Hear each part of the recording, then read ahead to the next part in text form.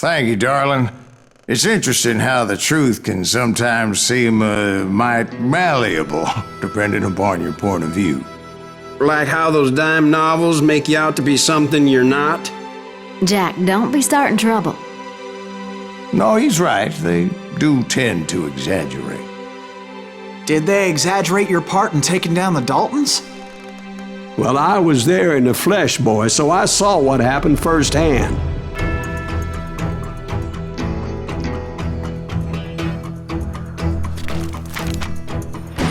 Those Daltons were lawmen once, before they all went bad, robbing banks and trains clear across the territory.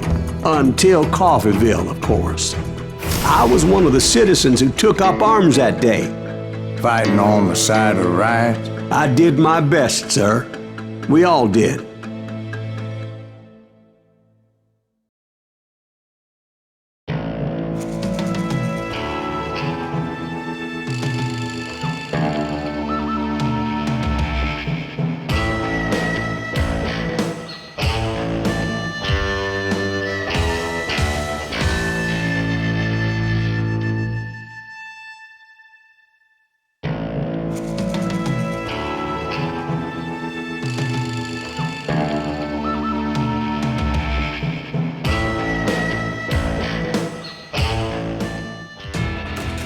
It was early morning.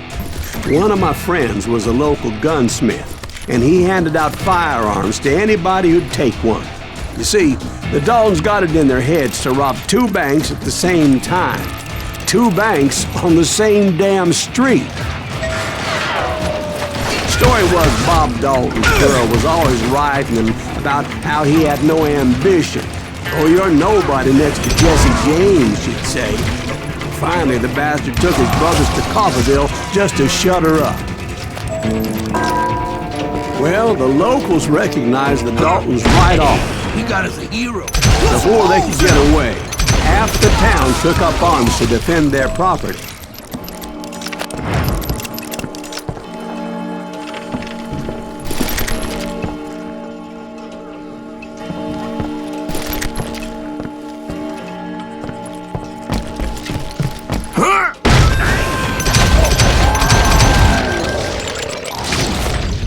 The brothers paid dearly for their stupidity, but everybody knows they had it coming. There's more to it than that.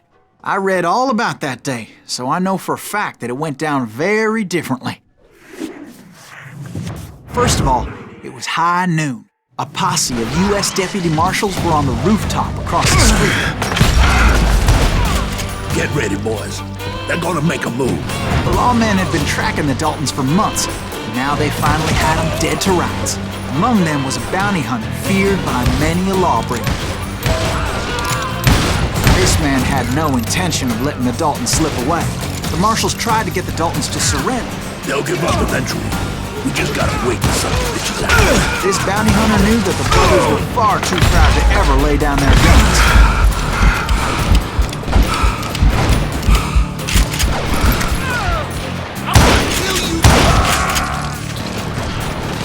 He went in there alone to confront those criminals. One of the marshals shouted, "Where are you going? Are you crazy?" Hey, where do you think you're going, dumbass? That rifle's mine. But he paid him no mind. He saw a way to get around to the back of the bank.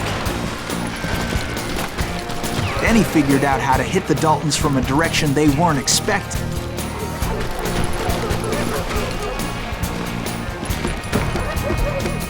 From above. Fortunately, a water tower was right there. A moment later, he was climbing up a steep ladder, laughing at danger as he did. It was brave men like him who risked their lives to tame this wild country.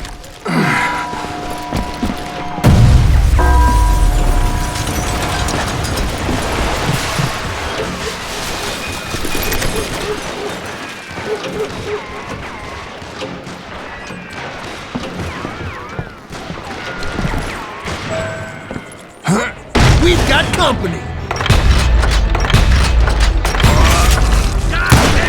Heroic men like him, who did what other men couldn't or wouldn't to make this country free. Like Jim Bowie, who Davy Crockett, who died defending the Alamo. Is that Silas Greaves? Son of a bitch!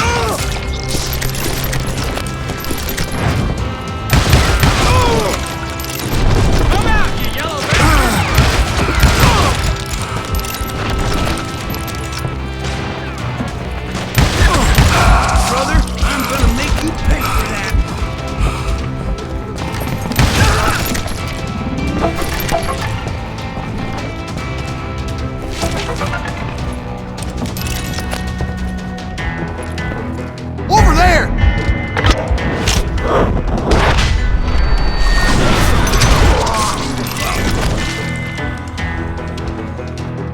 That's Silas Greaves! What the hell? Blam! He came away victorious, taking down those thieving Daltons. His name was Silas Greaves, and when the dust finally settled, he was the last man standing. Sorry, kid, but that just wasn't the way it happened.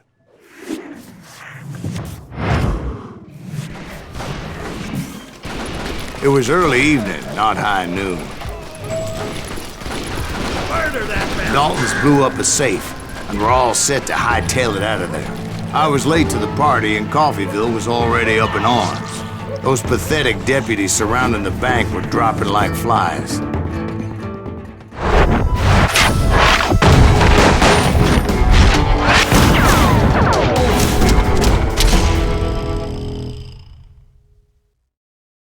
I had been tracking those jokers for months, waiting for them to do something reckless. Finally, they did. Those stupid bastards decided to rob 2 banks at the same time in the same town where everybody knew them. But they still had friends in Coffeyville. Corners!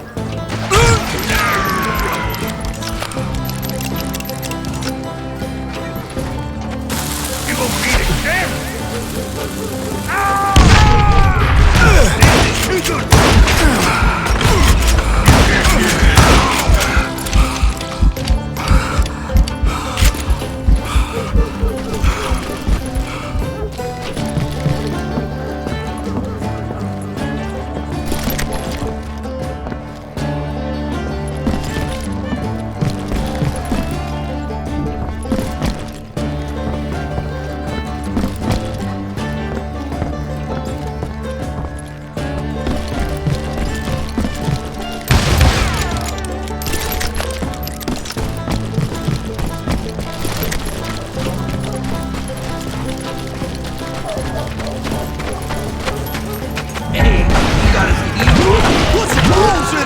Those friends came after me like a pack of wild dogs, tooth and nail.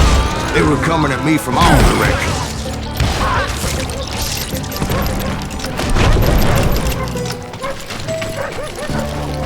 I caught sight of the Daltons running with the money and didn't want to lose them. Problem was, they knew the town better than I did. And to top it off, I found myself in the middle of another shootout entirely. Did the Daltons hole up in somebody's house?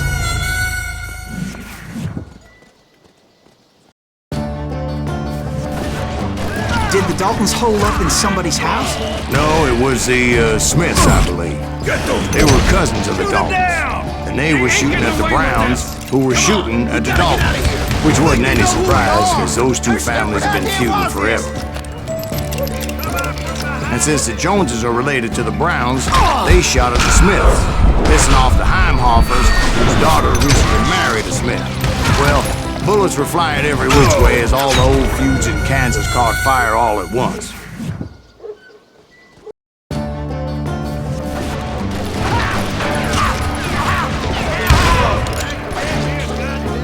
Get those boys!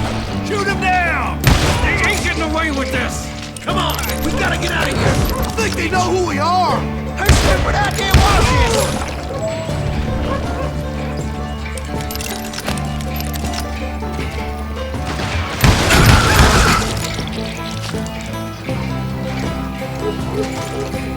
I ain't backing down! There was a hell of a lot of pissed off people in Coffeyville that night. But that's just the way life is sometimes. Shit happens.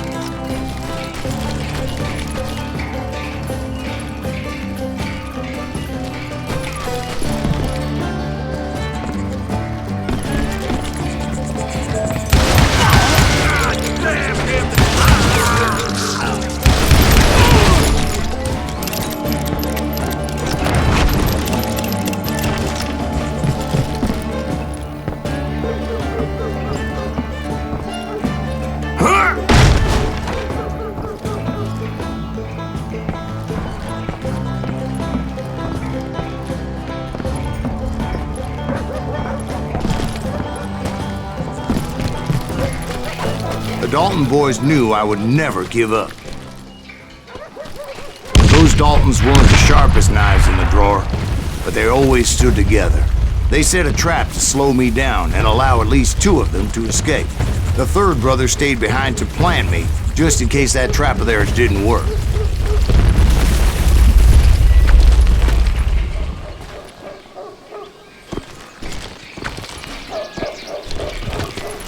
It was Emmett, the youngest, and he decided to stand his ground and face me down.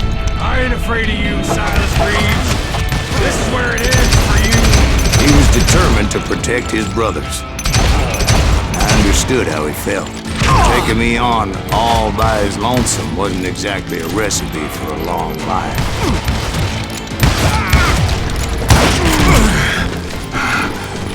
You ain't getting by me, Reeves.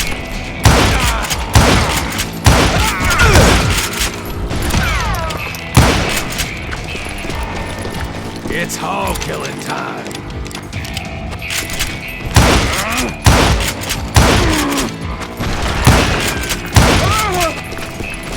I'll blow your damn head clean off!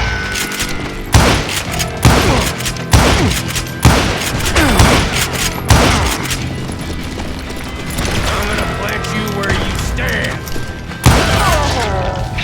But Emmett Dalton survived the robbery in Coffeyville. He's the only Dalton who did. They say he was shot 23 times. Well, Dwight, who do you think put all those damn holes in him?